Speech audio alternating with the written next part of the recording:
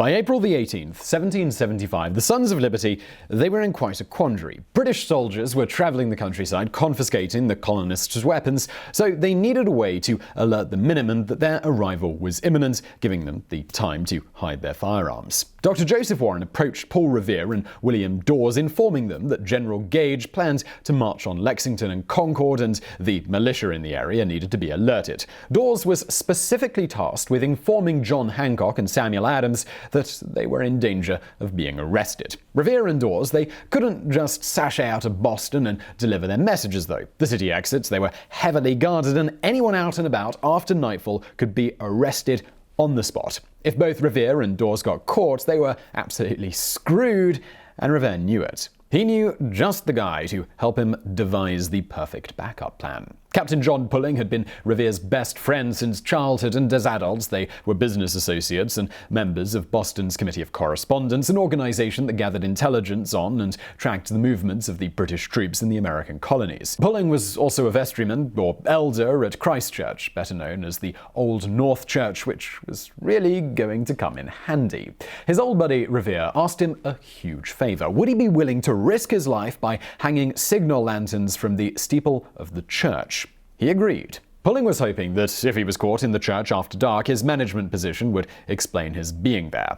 They also enlisted the help of a man named Robert Newman, who had recently taken the job as sexton, which is similar to a janitor at Christ Church, and was not really too happy about that, but he couldn't find any other work. He had not been active in the revolutionary cause up until that point, but he seemed eager to help. Most importantly, he had the keys to the church. On the evening of April the 18th, 1775, Robert Newman unlocked the door to Christ Church, allowing Captain Pulling to climb the stairs to the steeple. Captain Pulling reached the top of the tallest building in Boston, and he peered into the night. The British were embarking on the first part of their journey west by water, and Pulling and Revere had agreed that the signal would be 1 if by land and 2 if by water. Captain Pulling hung 2 lanterns from the north windows facing Charleston for just shy of a minute, hoping to avoid catching the attention of the British soldiers. The message was seen by patriots in Charlestown, and then it was passed to dozens of towns by Revere and Dawes, and in turn the message was spread further by others alerting their countrymen from horseback, or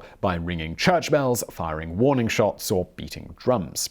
Unfortunately, though, the lanterns were seen by those British soldiers. They first went to Robert Newman's house, located across the street from Christ Church. Newman proclaimed his innocence and immediately ratted out Captain Pulling. He was released, and a manhunt for Pulling began immediately. At first, Pulling eluded capture by hiding in a wine cask at his mother's house, and then he stealthily made his way back to Boston Harbor disguised as a fisherman, where he boarded a small skiff. The boat was challenged by a British warship, but it was allowed to pass, and Captain Pulling eventually ended up ashore south of Boston at Nantasket Beach in Hull, Massachusetts.